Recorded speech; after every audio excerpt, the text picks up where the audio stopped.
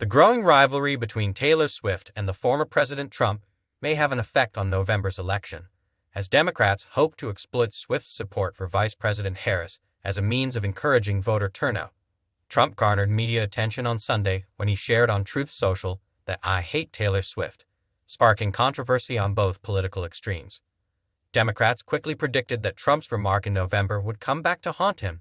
However, there is conflicting information regarding Swift's possible influence on the contest. In the 24 hours following the pop star's endorsement of Harris in a post that included a link to the voter registration website, over 400,000 individuals visited vote.gov. It's unclear, though, how many of those supporters Harris will receive. Just 6% of respondents to a Monday ABC News/Ipsos survey stated that Swift's support for Harris increases their likelihood of voting for the vice president. According to the poll, 81% of voters felt Swift's support had no bearing on their decision to vote for Harris, while only 13% said it made them less likely to do so.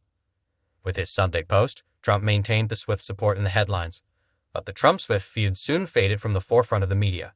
This was due to a second alleged attempt at assassination. Swift has not replied to Trump's most recent social media post. Whether Swift will have an impact on younger voters in a presidential race may be the most important question regarding her influence. This voter group is not as likely to cast a ballot in the first place, but in close races, it might make a difference in states like Pennsylvania, North Carolina, Arizona, and Georgia, according to Carolyn DeWitt, president and executive director of Rock the Vote. The hidden power of her endorsement is that she provided basic voter education in both her call to action to register to vote and her encouragement to research the candidates and make informed decisions, which are both critical steps to preparing to vote and may not be that obvious to young voters who are new voters.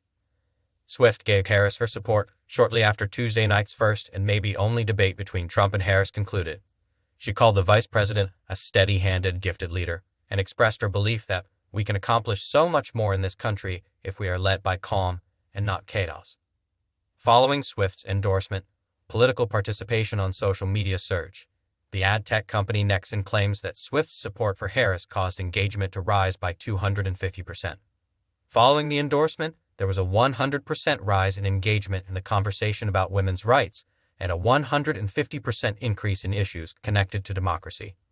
The ad is getting more attention, which indicates interest, according to Sham Mathis, director of research insights at Nexon. They're interacting with the content, talking about it, and wanting to learn more. I believe this is more than just fans talking about the campaign. I'm sure Swifties are driving some of this. Additionally, it's probably igniting fresh discussions about the campaign.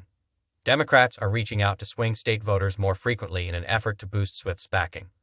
In an effort to engage young Americans, Swifties for Kamala organized a joint phone bank event over the weekend with Voters of Tomorrow, a Generation Z-led organization, to call unregistered students in battleground states like Georgia and Wisconsin. The Harris team jumped on Trump's social media remarks that he detested Swift, suggesting that it saw the endorsement, as well as any potential feud between the two, as beneficial to its cause. Swift's congressional district is represented by Rep. Chrissy Houlihan, D.P., who harshly criticized Trump's remarks in a Monday interview with CNN last night. "I attended an event where we actually discussed Taylor Swift, and I feel like this just adds to the other hurtful and polarizing statements made by the former president," Houlihan stated. "I believe that Pennsylvanians are realistic." Referring to Pennsylvania's status as a swing state, she continued, "We are purple people.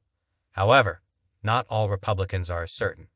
GOP strategist Bruce Melman, a former official under President George W. Bush, said of Trump, "Trump has always sought out public feuds with celebrities, encouraging his culture war-loving supporters and offending his detractors who find it beneath the dignity of the office and reflective of a divisive, unserious leader."